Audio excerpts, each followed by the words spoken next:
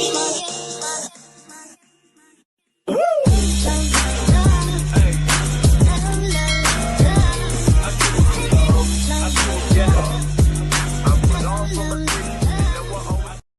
Roel, if you're invited to give a speech in the Senate regarding charity vloggers, how would you address the House regarding your beneficiaries? Ay, grabe si Lalo! Timely talaga, timely. Oo. Ano yun? Alam niyo naman po, Tita Lu, mahina tayo sa mga ganito.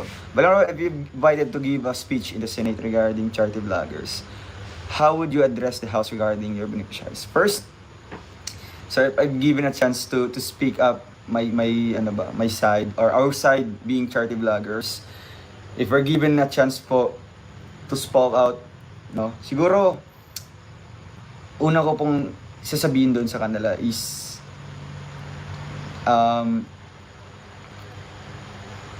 kumusta yung kalagayan ng mga kababayan natin, 'di ba, in the remote areas, 'di ba? Somewhere sa mga mountainous areas or sa mga seaside, 'di ba? Kumustahin ko po kung syempre may mga record yun sila, no? Kasi nga DSWD is recorded yun nila yung mga survey kung ilan yung mga below tabito, yung mga nasa poverty line.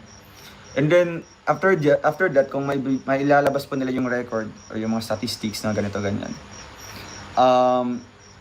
i-address ko po sa kanila yung mga experiences namin dito, yung mga na-encounter namin na pinaka isa sa problema nila, no, lalo na sa mga katutubo, no, specifically sa katutubo tayo. Oo. Kasi sa ngayon guys, no, sa ngayon po, kapag hindi po nakikita through social media yung kalagayan ng isang tao, hindi yan matutulungan. Oo, real talk tayo guys.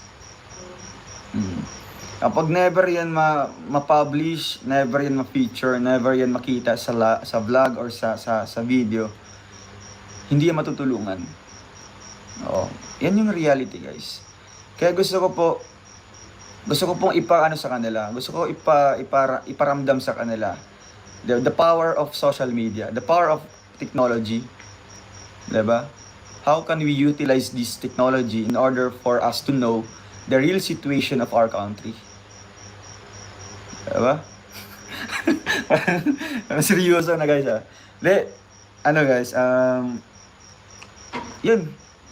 Gusto ko pong ipakita sa kanila through social media, through technology, ganito yung kalagayan ng kababayan natin. 'Di ba? And how can we help them?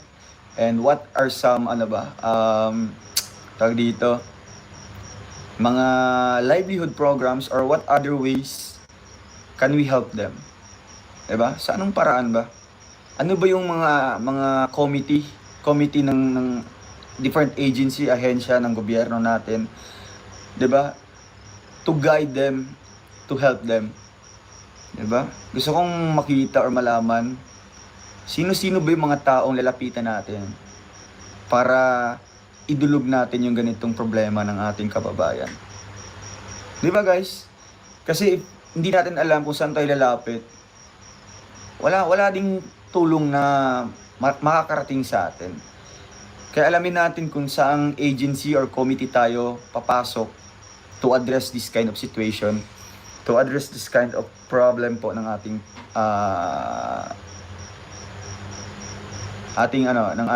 bansa. 'Di ba? So halimbawa, kumbaga pagpalagay natin na na-address na po nila, no? Natulungan na po nila. Ang tanong doon,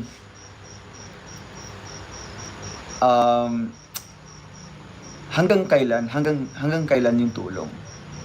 'Di ba? And is that a lifetime na tulong or 'di ba, it's a long term or a short term lang po? Or just to cover up the real problem? 'Di ba minsan kasi guys, tumutulong yung ibang tao, no, not specifically sa gobyerno, 'di ba? Sabihin natin in general na lang po yung tao. Once na-address yung problema through social media, they're just helping it in a short term, no? Kumbaga, nagbigay lang ng ganito. Just like we encountered, guys, in ano po, kay Ashley, no? Halimbawa natin kay Ashley.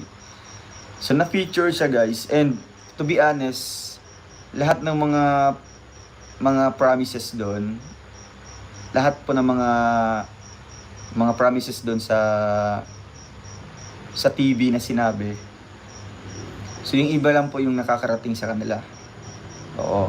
Yun yung problema. Yun yung problema doon. Yun yung pino-point out ko dito, guys, na kung nabigyan man ng address, 'di ba, nabigyan man ng attention, is that for short term or pang long term na tulong? 'Di ba? So, doon na tayo sa pang long term. So, paano ba masusustain yung kanila pang araw-araw? 'Di ba? Hindi man nagmamatter doon na bibigyan sila ng monthly ayuda, ganito, ganyan. Siyempre, tulungan natin sila para matulungan nila yung sarili nila. Diba? Turuan natin silang mangisda para meron silang sariling pagkukunan. Diba? Hindi yung magsusupply tayo ng kanilang konsumo every month or ano ba kung kailangan nila. Diba? Kaya ayun, ganun po yung sasabihin ko sa kanila. If meron pa man po, siguro pag-iisipan ko pa. Please subscribe. Role of Malalag. Racial Morales. Thank you.